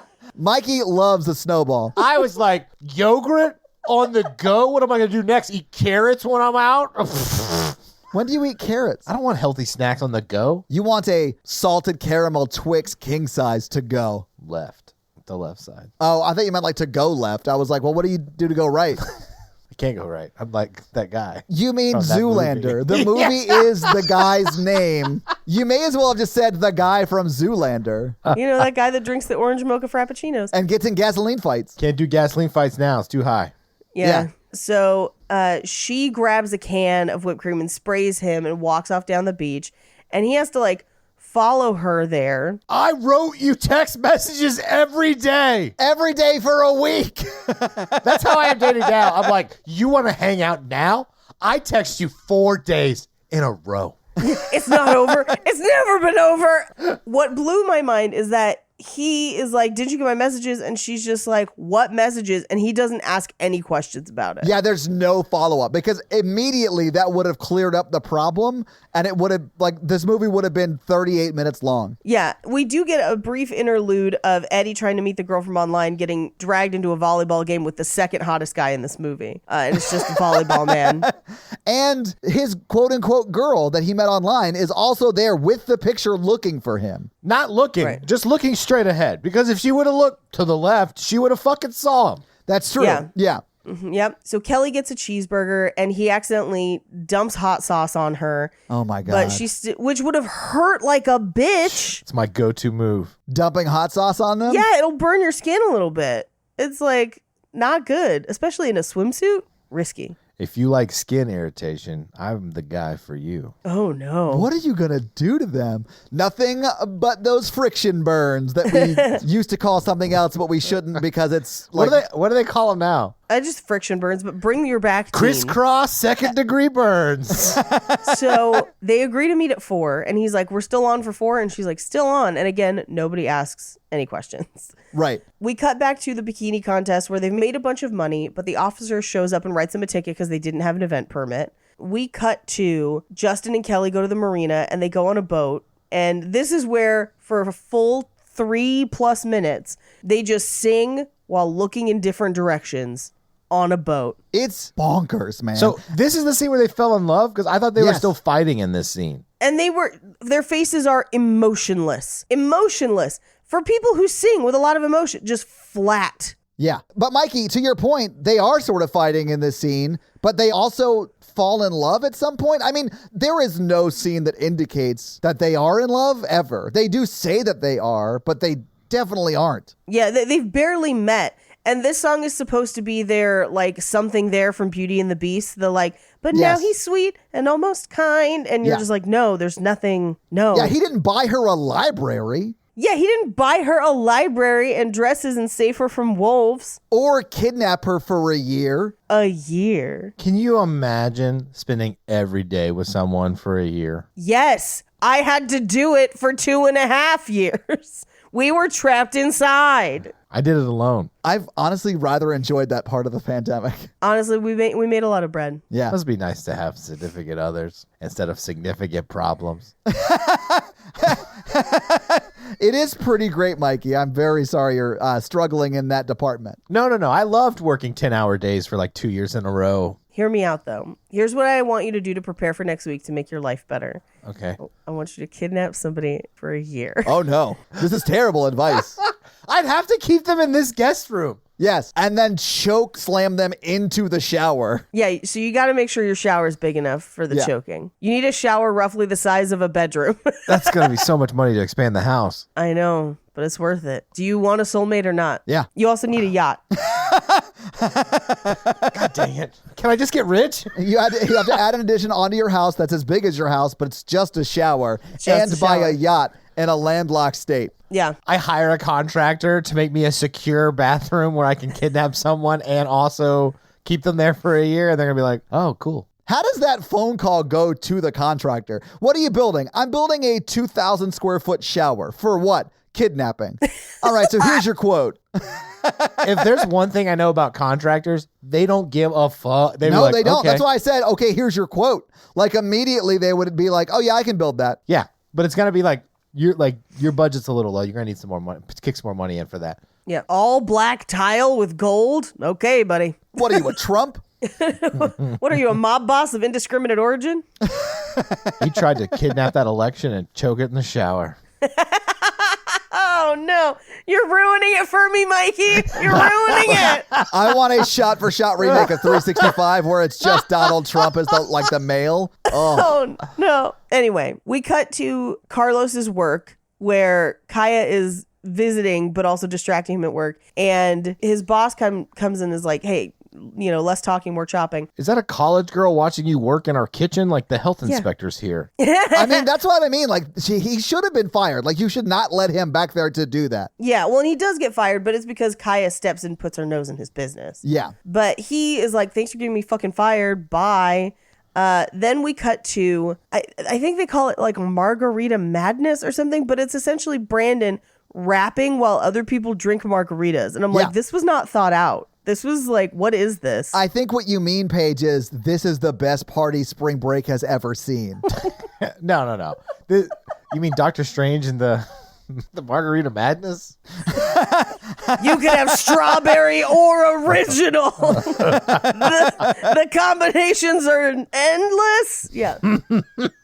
Yeah, this spring break is just so poorly thought out. There's conservatively a comedy club amount of people at every party. Yeah. This party does have a open mic kind of vibe to it. Oh, yeah. He gets up there. He's like, so who's on Tinder? Anybody dating? So I drive for Uber back in Pennsylvania.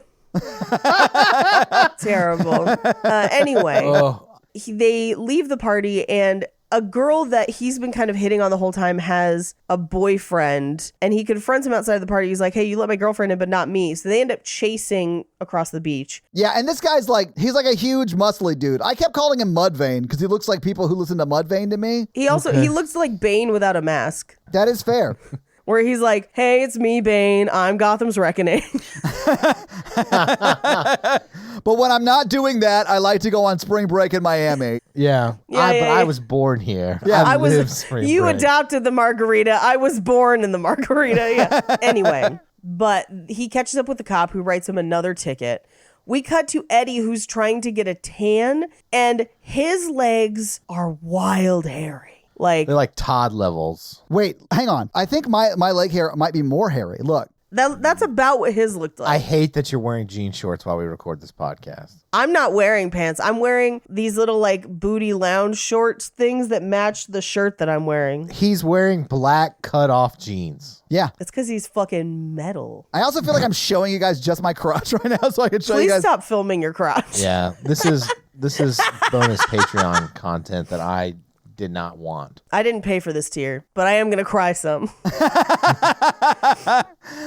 I am wearing cutoff jean shorts. These are actually my most comfortable shorts that I have that are not exercise shorts. That is a lie. There's no way that jean shorts are more comfortable than any other pair of shorts that you like. Athletic shorts? Oh, I said other than my athletic shorts. Yeah. Oh. All of which are in the dirty clothes right now because I, went for a run and have been exercising. I am excited to get my suitcase back because I have a really comfy pair of jean shorts in that suitcase. Yeah, jean shorts can be comfy, Mikey. I have slept in these shorts before. That makes me sick to my stomach. I mean, if I can sleep in jean pants, I can definitely sleep in jean shorts. I'm going to vomit all over the screen. That's a real spring break move. Yeah. Yeah, it's a real, like, I've been drinking too much at spring break kind of vibe, for sure. Yeah, tons of guys sleep in their jean shorts after they drink too much. I just realized what shirt Mikey was wearing right now. Yeah, he wears his Ask Me About My Podcast shirt a lot while we record. I think it's hilarious. We don't need to ask you. We're here. We're on your podcast. I'm starting to date again, or trying to, and I hate it. I hate talking to new people, and I hate people. And they're like, what are you doing now? Oh, I'm like recording a podcast. And they're like, well, tell me about your podcast. I hate that conversation more than anything else in that whole thing. I've learned a lot of lessons, and that is no one should know about this podcast. The problem is, Mikey, a lot of people know about it. Yeah, a lot of people know about it. At the party I was at last night, people who knew me at the party were like, hey, my friend just recommended your podcast to me. And then I had to explain that I knew you. And then they didn't believe me. And I thought about calling you, but then I saw that on Instagram you were on planes all day. And I was like, yeah, that's fair. I would have texted you back eventually, but yeah. No one from my real life can know. It's like a secret identity thing. I do like that your superpower is just being a successful podcaster because it's like your secret identity. I mean, I love that you're like, no one can know about this. But then 2 days from now, we'll get a text from you that's like, I'm ready to do this full time. I know. If I did that, I wouldn't want anyone to know about me. It would just be more isolation. And I'm here for it because I'm tired of humanity. And then they're like, oh, do you go by Mikey or Michael? And I'm like, I don't, you know what? Let's just. I go by Joseph. I'm not going to explain it. How do you know Paige? How do you know Todd? How did that start? Well, we all met at a crazy orgy around the snack table. Yeah. And We were all pounding away and we all reached for the Gouda cheese plate at the orgy and we all touched hands while we were balls deep. we were like, let's start a podcast. Do you guys like movies? I always awkwardly talk during orgies too much, and I was like really on a movie rant. You see, Rambo First Blood is actually... It's actually the sequel. The sequel is First Blood Part 2. What do you mean I can't stay? Yeah, we all got kicked out of the same orgy. You can actually see it happen if you watch Eyes Wide Shut. There's like 3 people being kicked out in the background. Escorted out there like, no more Star Wars talk. Fine. I was going to get to why I hate Alien 3. Get out. Kylo Ren should have never turned back to the light side. Sir. You have to leave. Yeah. They had to make him a nice guy because they wanted to have him shirtless more because they thought they would sell more merch to ladies. And they were probably right. People love Adam Driver. I mean, I think he's a great actor. People loved bad boy Adam Driver more than good Ben Kenobi or whatever, Ben Harrison Ford. Honestly, I'm here for bad boy Adam Driver. I was also here for bad boy Sebastian Stan. I'm here for bad boys sometimes. You have a type, and that is shouldery bad boys. Yeah. Yeah. All right, can we just move on so we can power through this turd of a movie? All right, fine. So Alexa and Kelly are talking, and this is where Kelly is like, look, you date a bunch of people and dance on tables, and that's who you are, but I'm nice. Which is like the craziest line in this movie. It's so funny. Oh my God, I know. It is wild. So funny to me. But Alexa's pissed off, so she changes plans with Justin. So both Justin and Kelly think that the other one didn't show up. Well, not only does she do that, she has Justin meet shows her. up, yeah. Yeah. But before he gets there, she has her own crazy villain solo. Right. Which is a bizarre song as well. Well, but she does dance on tables during it. She does. Yeah. Living up to her reputation. Who would have thought? 12 years later, she's one of the top Congress people in Gilead. She does definitely have the type. Blessed be y'all. Yeah. Under his eye. See you next week. Instead of live, laugh, love in her kitchen, it just says under his eyes. Personally, I like the bonnet. I think it really accentuates my facial features. Anyway, so Kelly has been stood up on the beach, and Kaya finds her and is like, well, let's go party. Like, if he's a party promoter, let's go to the party. Whatever. Yeah. Paige, this movie would have been better if Justin and his friend, the dork one. They find 2 friends. We could meet friends, switch and be friends. No. Okay. Their friend dies, but they have to keep him alive to run the party. Mikey! I love it. No. Like so it's Brandon. So Brandon dies, and Justin and Eddie have to like puppet him through his like Because club they get promoter $1 million bullshit. payout because at the end of spring break, and then he ends up falling for Kelly, and then he has to like wave Justin's dead hand, or no, Justin has to wave Brandon's dead hand. Spring break at Bernie's. No. Okay, here's what it's got to be. Justin is an undercover agent for a supervillain. His friend is Tommy Bahama. We can't have this debate. You've got to stop trying to make every movie Barb and Star. Anyway, we cut to Eddie, who's peeling skin off his face in the hotel room when a guy just like bursts into the room accusing him of sleeping with his girlfriend. And this is where I was thinking about the room, because I was like, this has hella Chris R energy. Yeah. Where it's a character that just like enters in to beat someone up with no explanation. It's my whole life. We cut to Justin shows up to Alexa, to where Alexa's told him to meet. And she's like, oh, Kelly has a boyfriend back home. She didn't tell you? She's kind of a fucking salute. Like, She sort of says like she's a player or whatever. Like this is what she does when she goes out of town. She's a player, but she's also not a party girl. Yeah, it's weird. It's a weird thing that she says. None of it made sense. Like if you actually listen to the words she's saying, like it's all like counterintuitive thinking, but because she's attractive, people like fall for it, I guess, because they're not really paying attention to her. I guess. Yeah, I don't know. I really did feel like she was Mikey's type though, because she had good teeth. She's a pretty blonde, like mean as shit. Would have treated me mean bad. as shit, Like, yeah. oh, yeah, like that is your type, Mikey. And this is why you'll never be happy, because you only date villains. I'm fully aware. I'd be like that one guy. I'd be like, I wasn't really super into the old Gilead thing, but then like, I was dating her and like, just like one thing led to another and like whatever, under his eye. So meanwhile, Eddie misses his online date girl again because he's talking to the guy who broke into the room, and he's like, you gotta like connect with her emotionally. Yeah, he's like giving him relationship advice, and the guy like hugs him or like pats him on his sunburn, and he puts his head down because he hurts so much, and that's when his online girlfriend walks by. Right. We cut to their party that night, which night, day, times a flat circle. Yeah. She and Kaya show up to like, we're gonna like be the girls of this party or whatever.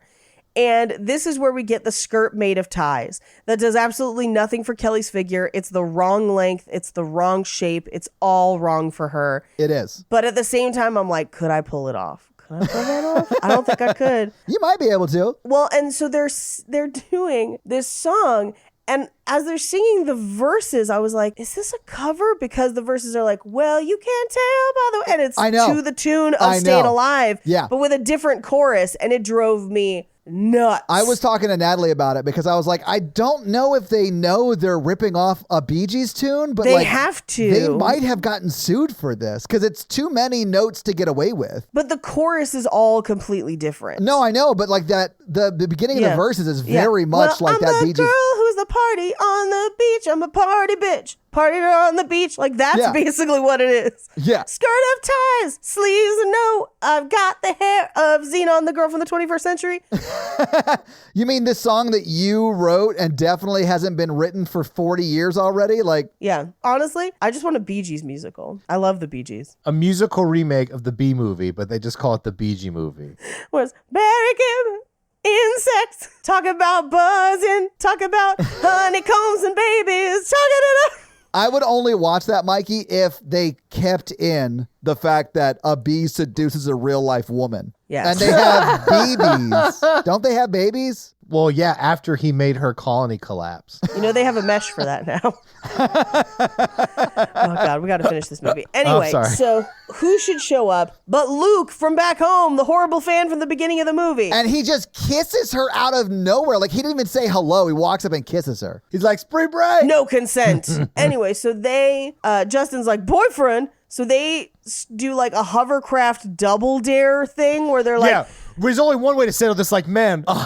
a hovercraft relay basketball, race where we toss. Whatever. Oh. Just race. Just have a normal race. Winner gets slimed. I mean, or they could just listen to Kelly Clarkson Literally who's saying anything we're else. not together. She's like, we're not dating. I don't like him. Like, we're not They dating. should have cut to her and her being like, do I have no agency in this movie at all? She doesn't. No, because Simon Cowell made her sign that contract. Yeah. Instead, they're listening to Mark Summers being like, this is brought to you by our partners at Hasbro. And you could take a trip to Nickelodeon Studios, Orlando, Florida, because that is basically what this is. They're like, throw the balls from the basket into the other hovercraft. Like, madness. Yeah, it really is like straight out of Legends of a Hidden Temple or some shit.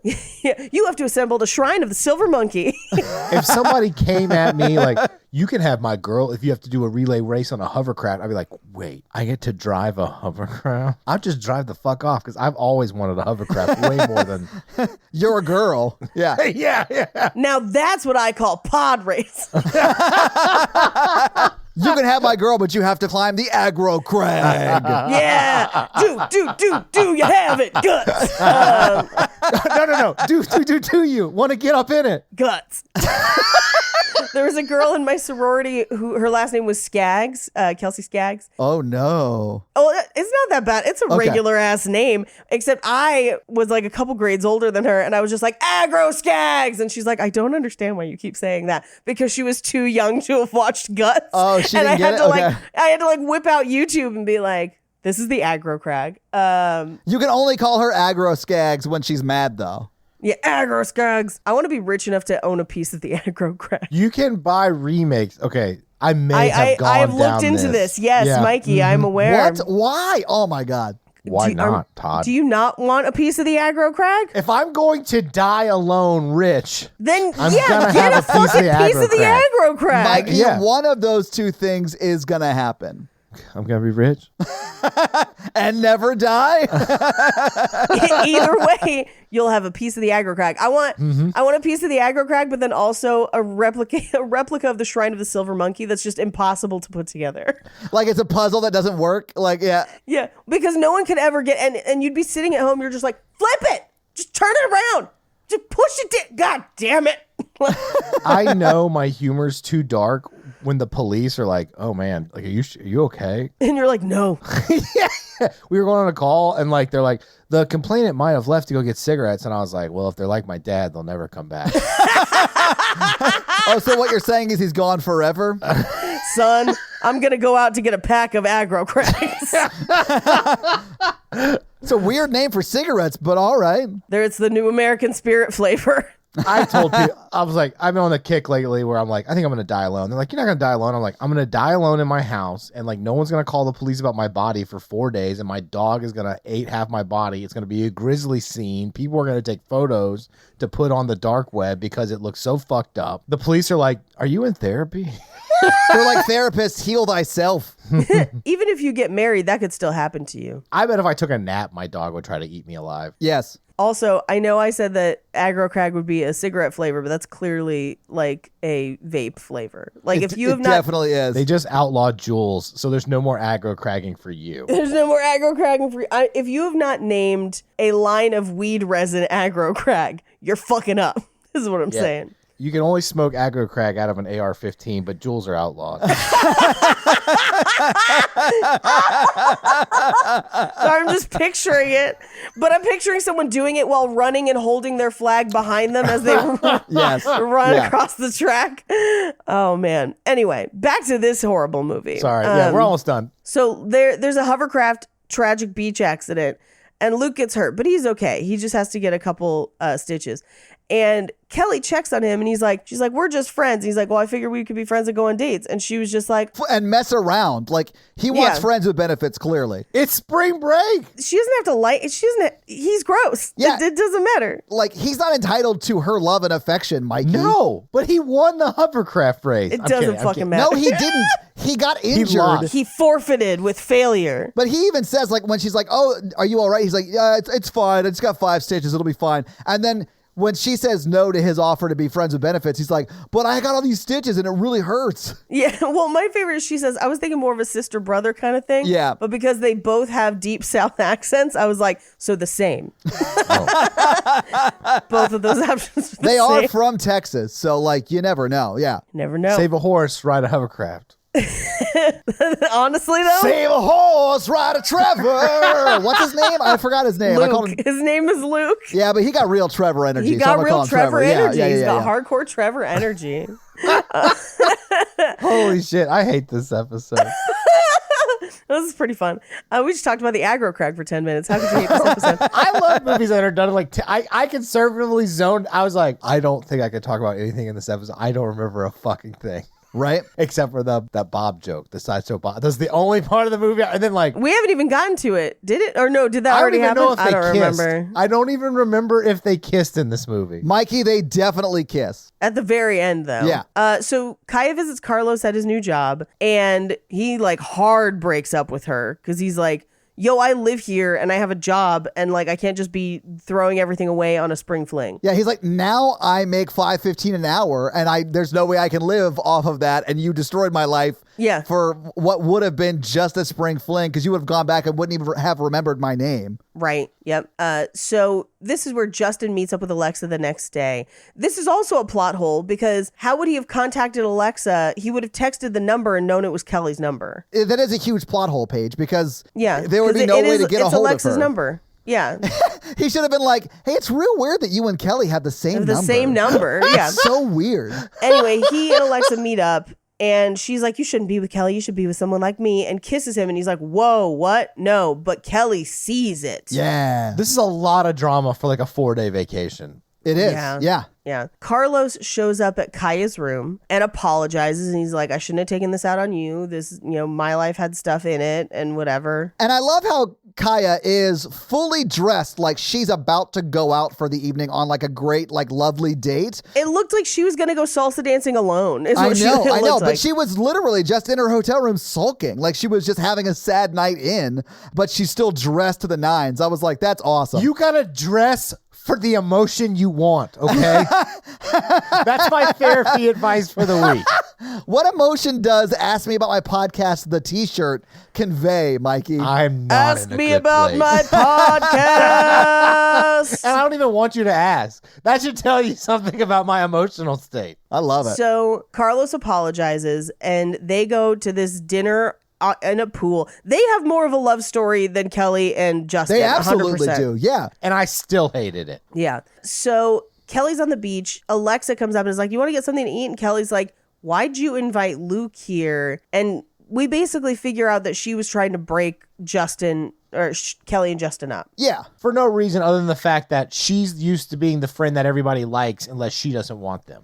Right. Exactly. And Kelly kind of believes her version at first. Well, because her version is like very much like blaming Justin for everything. And like he told me he was only trying to get close to you so he could get close to me. And then he kissed me and I pushed him off me. And then like I ran out of there and came to talk to you because I don't want any of that. I'm so sorry it happened. Like that is like her version of events when it's wildly inaccurate. Yeah. Meanwhile, internet friend Eddie is still trying to find his date. Yeah. Misses her again. We cut to the last party where Kelly's dancing with some other girl. And this is where she's in all purple and her makeup is all purple. And it's the worst look on earth. It's so terrible. It's so interesting to see someone make a choice so strong that fails so badly. Oh, anyway, she sees Justin, so she leaves the party and he follows her outside and she tells him Alexa's version. He's like, that's not true at all. You're playing games, what messages? And this is the first time that he's like, you weren't getting my message. What's happening? So Kelly goes back to the table with her friends. She picks up Lex's phone because it falls to the ground, reads all of the texts, realizes what's happened. And she's like, oh, you're a straight up villain. And she stomps off, leaving her purse at the table, which is wild.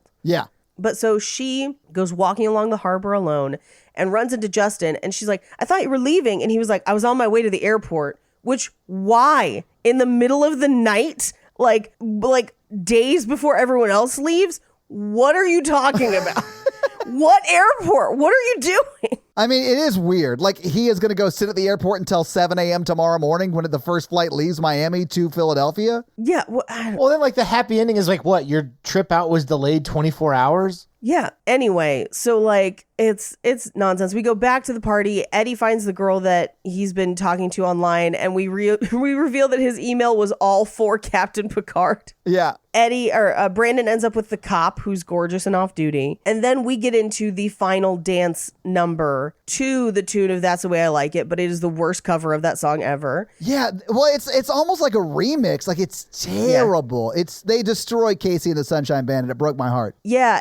And this is where they're like, I'll come out to Texas, you come out to whatever, which they're never going to. No, they'll never speak again. I don't know if you guys noticed, but her makeup is absent in this scene.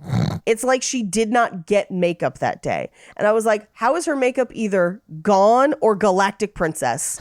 Like there's nothing in between. Absolutely, yeah. And that's the movie. So having seen this movie, having talked about this movie, what did you guys think about From Justin to Kelly? It's like the MRE of movies. It's just protein cubes they feed people in the apocalypse. Yeah, it's terrible. In the words of Randy Jackson, it's going to be a no from me, dog. That's a better joke. I get it. When I picked this movie, I badly wanted it to be so bad. It was like so watchable and fun to watch. It's not. It is just so bad it's bad, and no one should ever watch this movie. Todd, I'm going to have a challenge for you this summer. It's called watch one of the movies you pick before we do it. Absolutely not. I don't have time. Honestly, I kind of love the chaos. Yeah. I do wish we had watched this together, though, Mikey. I would have really enjoyed it. We probably would have just talked. Like it's literally 82 minutes and 60 minutes of that is songs. It is the movie version of the stars moving towards the screensaver from the same time period. Or the one with the pipes. Yeah, the pipes. It's just there. It is fully terrible. But Paige, do you have any fun facts for us? I do have some fun facts. Well, hit us with your fun facts. Fun facts. So first fun fact, I'm not sure if you guys know, Kelly Clarkson obviously has gone on to be very famous, but Justin Guarini is the face of Dr. Pepper. Yes. He's Lil Sweet. Lil Sweet. Yeah. Oh, I did not know that. That's actually the only place I knew him before this movie, because one of my friends that I used to work with, when those commercials started to come out, literally texted me and said, you need to sue Diet Dr. Pepper because they've stolen your personality. When I found out that it was Justin Guarini, posted about it online, and he must have a Google alert for his name because he replied to it. Speaking as someone who has a Google alert set up for his name, I understand that. I have a Google alert set up for all the podcasts, for all of our names, all of it. Yeah. Oh, I should set up a podcast alert. Yeah, do it. I can teach you how. Google Alerts is pretty cool, man. I have Google Alerts for like work, like my other work. Yeah. I don't, because I already get too many notifications. I know who else does. The author of the novelization of the XXX movie sequel. That was wild. I can't believe he responded to you. I know, that's so crazy. And responded to you and said more or less, yeah, your criticism of this IP is absolutely valid and is the studio's fault. I loved that. It was amazing. It was very funny. So fun fact. So this film actually set a record for the shortest gap between a theatrical premiere and a home DVD release. Really? That's amazing. Okay, awesome. 29 days. It wasn't even in the theaters a whole month? Yeah. That's less than COVID delay. I know. That's I know. amazing. The production company refused to screen it for critics. Oh, that was a mistake. Yeah, and it has, by the official Razzie Movie Guide, been listed as one of the 100 most enjoyably bad movies ever made. Oh, disagree. It's not fun to watch. Disagree. Yeah, it's just bad. I have to say something that I never thought I would say ever. Grease 2 is way better than this. Oh, like Grease 2 is hilarious. But it's also bad. But Grease 2 is a watchable kind of bad, whereas this is an unwatchable kind of bad. Yeah. And Grease 2 has a lot of people who would go on to be way more famous in it, and that makes it even funnier. Yeah. Well, this movie does have someone who went on to be a Disney princess in it. Did you guys know about that? No. Yeah, the girl who plays Kaya, she was Tiana in Princess and the Frog. I liked Princess and the Frog. Which I love Princess and the Frog. It's got that New Orleans big band vibe. The music in that movie is really fucking good. love the music in that movie. The prince is hot. Hell yeah. He's a hot prince in that movie. And then he becomes a person. Yeah, but when he was a frog, it was like, what that tongue do, though? I know, I was like, oh. He could hit a clip from across the room. Oh, my God. Paige is over here just yelling, tongue punch my fart box. No. Oh, my God. Todd. That's the grossest thing I've said in a long time. Yes, it is. Yeah, yes, it is. Who originally said that? Somebody originally said it, and now I don't remember who it was. I don't know who it was, but I heard it somewhere. It was not me that originally said it. Yeah. It was Paul Revere. The British are coming! Tongue punch my fart box! But that was just his horse's name. So he was just talking to his horse. Yeah. Exactly. So because of the quick turnaround from theater to home market, some movie theaters stopped showing the movie. They refused.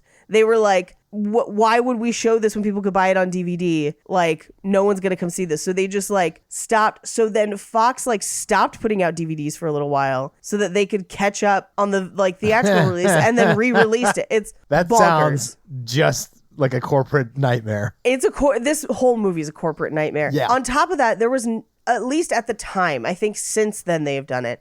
But at the time, there was no commercial soundtrack release because the producers didn't want it to compete with Kelly Clarkson and Justin Guarini's debut albums. So they just put some of the songs from the movies on their albums. This movie's second box office week was 77% lower than its first, which is almost a record for one of the biggest drops in film history from week 1 to week 2.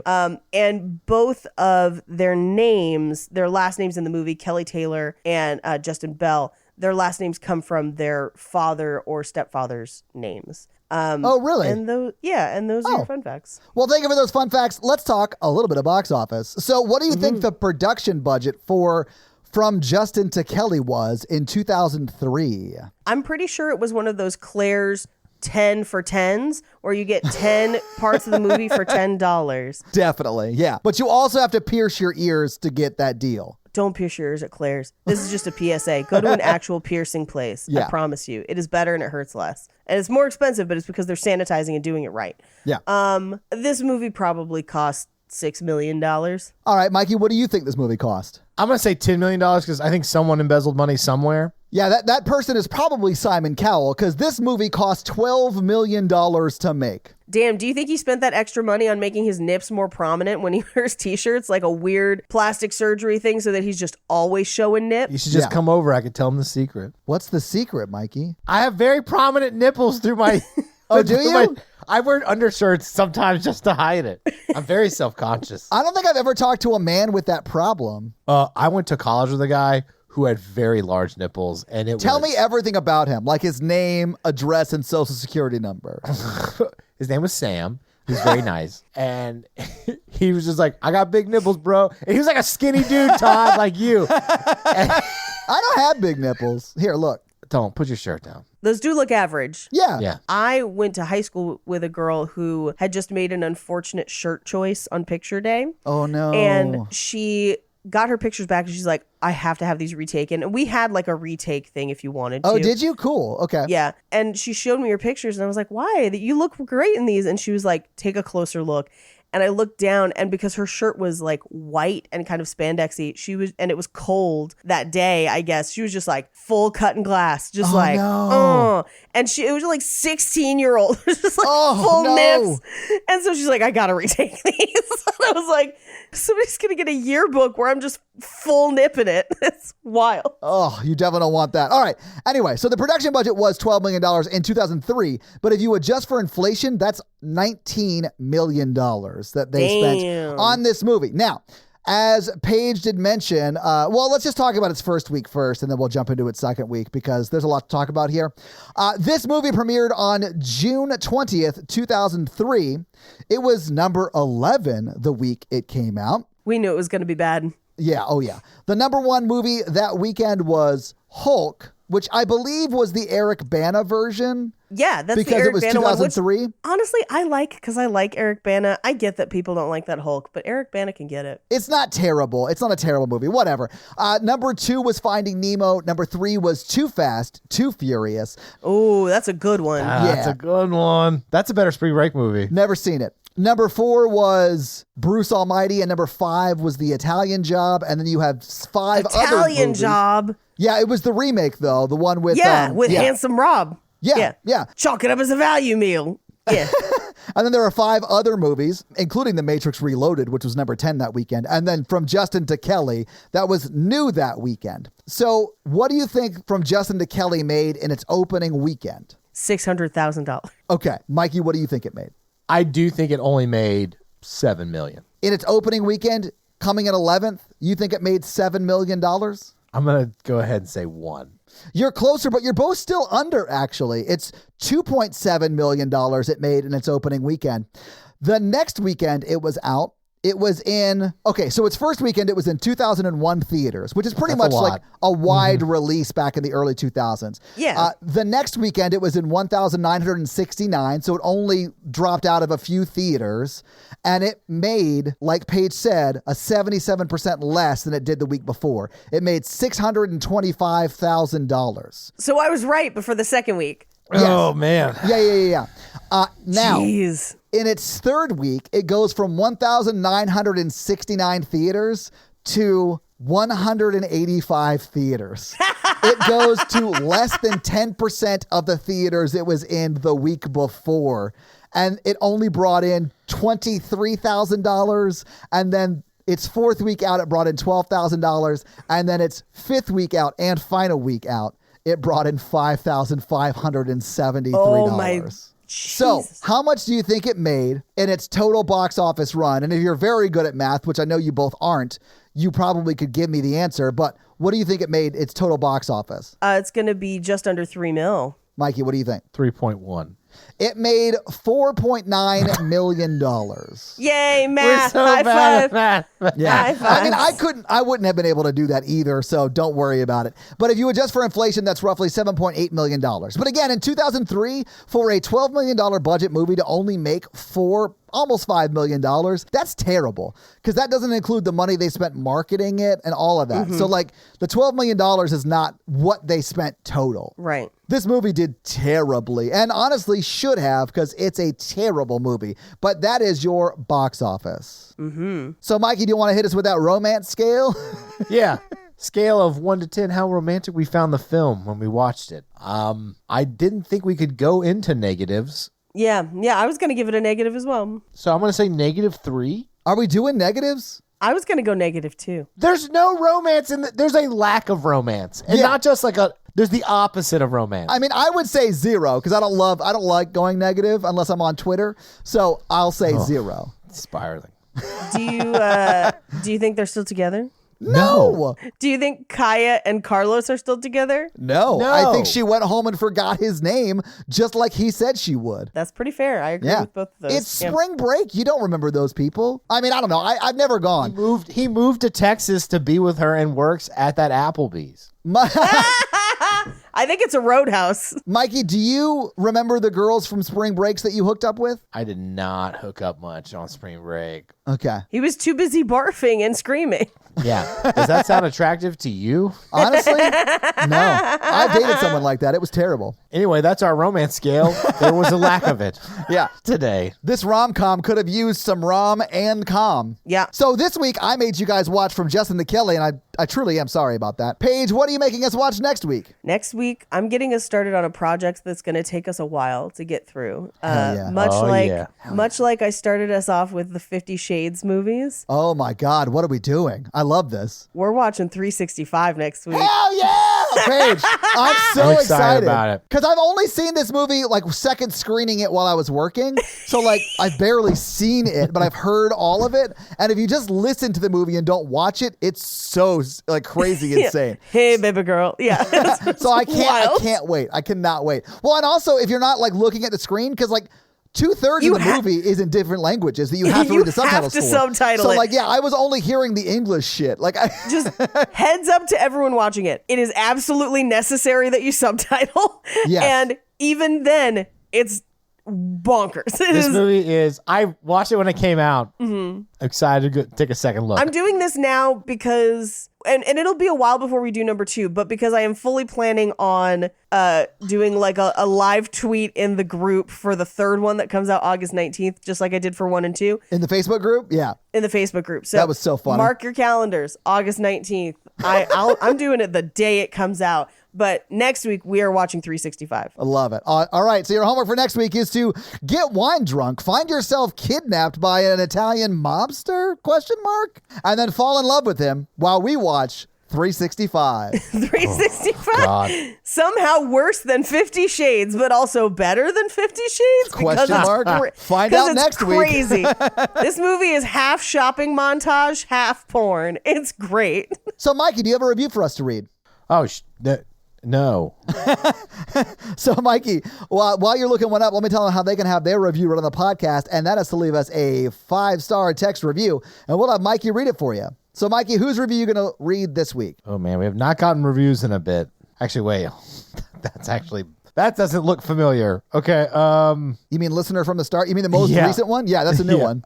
Okay. I guess I'll do this one. Ellie says, listener from the start. Awesome. Mikey, do this in your Mario / Jar Jar Binks voice. Yes. Thank you, L.E. It's me, a Mario. I'm a long-time listener to the Horror Virgin. And right from the start, Romance in the Pod fan. Awesome. One of my main favorite episodes is She's a Man.